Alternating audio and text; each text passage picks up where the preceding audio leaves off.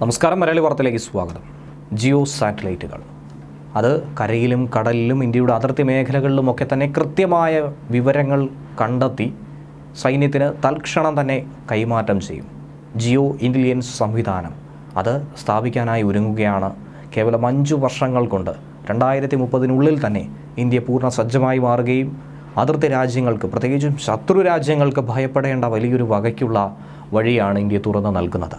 ഇതേക്കുറിച്ചുള്ള കൂടുതൽ വിശദാംശങ്ങൾ ഇപ്പോൾ മാധ്യമങ്ങൾ റിപ്പോർട്ട് ചെയ്യുകയാണ്.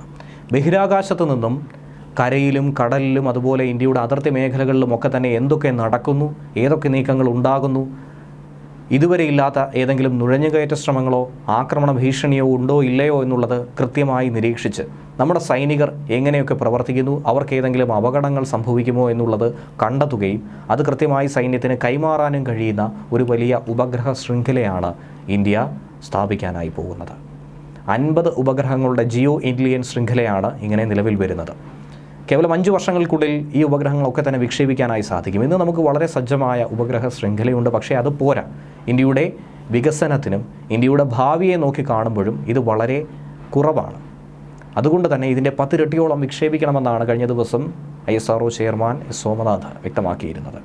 29,147 കോടി രൂപയാണ് ഇതിനായി ചിലവ് പ്രതീക്ഷിക്കുന്നത്. ചൈനയുടെ സൈനിക നീക്കങ്ങളാണ് ഇന്ത്യയെ സംബന്ധിച്ചിപ്പോൾ വെല്ലുവിളി ഉയർത്തുന്നത്. മറുഭാഗത്ത് പാകിസ്ഥാൻ്റെ നുഴഞ്ഞുകയറ്റ ശ്രമവും ഭീകരാക്രമണ ഭീഷണിയും. ഇപ്പുറത്താകട്ടെ ഈ അടുത്തായി തന്നെ സംഭവിച്ച ഹൂതികളുടെ ആക്രമണം, കടലിലെ സുരക്ഷാ ഭീഷണി, ഇതിനെയൊക്കെ ഫലപ്രദമായി നേരിടാൻ 3 പാട് നിന്നുമുള്ള ആക്രമണത്തെ ശക്തമായി തന്നെ ചെറുക്കാൻ കടലിലും കരയിലും ഒരുപോലെ തന്നെ പ്രവർത്തിക്കാൻ കഴിയുന്ന രീതിയിൽ കൃത്യമായി ഇൻ്റലിജൻസ് സംവിധാനങ്ങൾ ഉണർന്ന് പ്രവർത്തിക്കുന്ന രീതിയിൽ ഇനി ഇന്ത്യയെ മാറ്റിയെടുക്കാൻ കഴിയും. നിലവിൽ ഇന്ത്യക്ക് 54 ഉപഗ്രഹങ്ങളുണ്ട്. അതിൽ 17 എണ്ണമാണ് സൈനിക ആവശ്യത്തിനായി ഉപയോഗിക്കുന്നത്.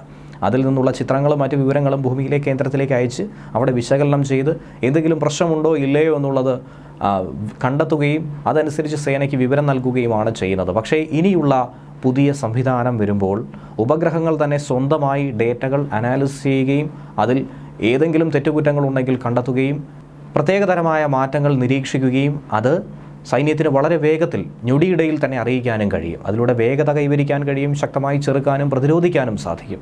ഇപ്പോഴുള്ളതിൻ്റെ 10 മടങ്ങ് കരുത്തായിരിക്കും അപ്പോൾ ഇന്ത്യൻ സൈനിക ശക്തിക്കുണ്ടാകുന്നത്.